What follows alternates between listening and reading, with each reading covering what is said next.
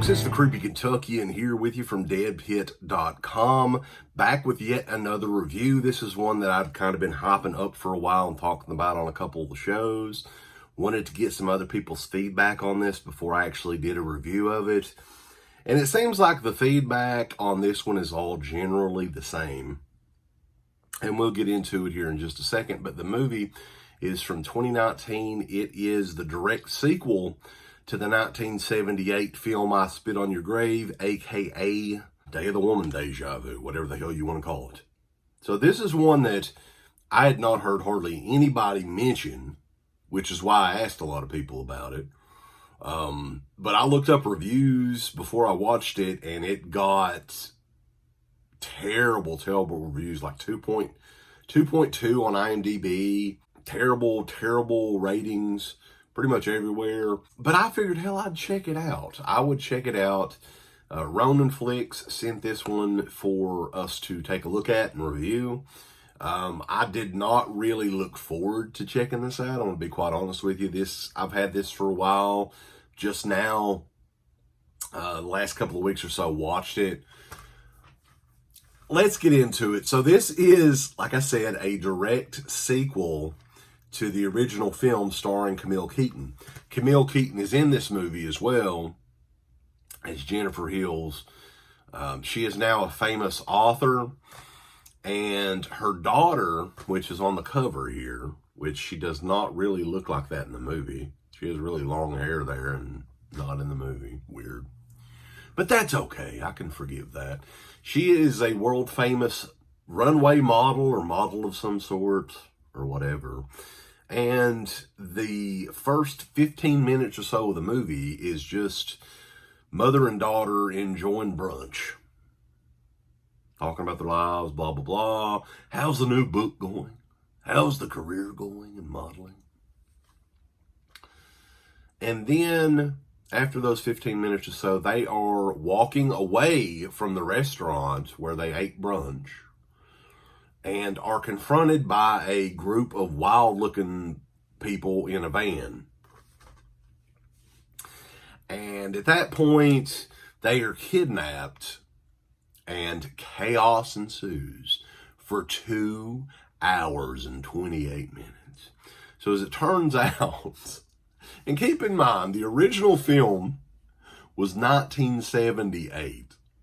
As it turns out, the people in the van are all family members of the original attackers of, Camille Keaton's character in the original film 40 years earlier. 41 years earlier from the date that this movie was released. What's wrong with that, per se? Well, none of the people are old enough to be said characters, right? There's one of them that's supposed to be the dad of one of the guys, which would put him at least 75 years old or older, and he was maybe in his early 50s. But that's nitpicking still. None of these people could really be related age-wise to the attackers from the original movie. This movie is 2 hours and 28 minutes of just nonsense. It has to be seen to be believed. This is just, I don't know who funded this. I know Ronin Flix put it out. They've been kind of attaching it to the box set with the original film that they did a great job on the remaster of. But, man, this is such a waste of money because it's so horrible. Everybody in the movie, everybody associated with the movie did such an awful fucking job. Camille Keaton I'm embarrassed for her for being in this movie. She probably was the worst of all the actors in the entire film. She looked like a fish out of water that she hadn't acted in 30 years, which from what I was looking at, yeah, pretty much. I mean, she'd done a couple of smaller independent films here and there, but she had no business being in this movie. The girl plays her daughter, Jamie Bernadette. She's definitely a good enough looking girl, but she's totally not believable as being a famous model. She does not have that look. I'm sorry. I just don't want to get, like, there's so much stupid bullshit in this movie. I mean, I can give you an example, right? And this is a spoiler. So if you have not seen this movie and you have any slim interest in seeing it, you may want to skip for about a minute or so. So there's a scene in the movie where Camille Keaton's character is decapitated, murdered, right? Thankfully for her, because she was 2.5 hours of Camille Keaton acting would not be good. But I mean, it would fit right in with this. But anyway, she's decapitated. Her daughter, Christy, discovers the body and is like, she's clearly decapitated. Her head is on her fucking chest, right? Is yelling and screaming for help, right? She's running around the property, help! So, decapitated mother, she's screaming for help for her mother. I've never known of them reattaching somebody's head and saving their life, but then there's that. And then the family members all come back for the body of Jennifer, and they end up taking the body. And there's a scene where the killers are driving away, and Christy, the daughter, is running after the van saying, bring back my mom, bring her back. That's just one example. There's 2.5 hours of fucking stupid shit in this, and I don't want to, like, I could try to sugarcoat it, but man, it would be very difficult.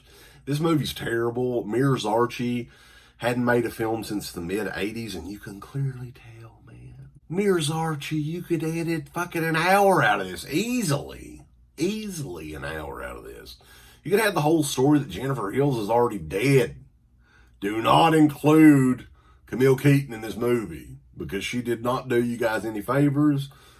She was terrible, as was pretty much everybody in this movie.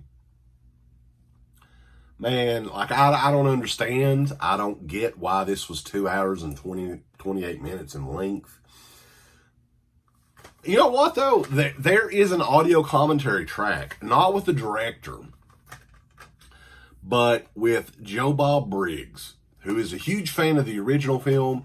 I would actually say at some point in the future, I want to see this movie again with his commentary and see what he says. Because there's no way. This is, oh man, I don't want to beat a dead horse, but come on. This movie's awful. I don't know what the story is, why this was made. This is an embarrassment, folks. But Ronin Flix has a great edition of this out. Like I said, it's got a commentary track with Joe Bob Briggs.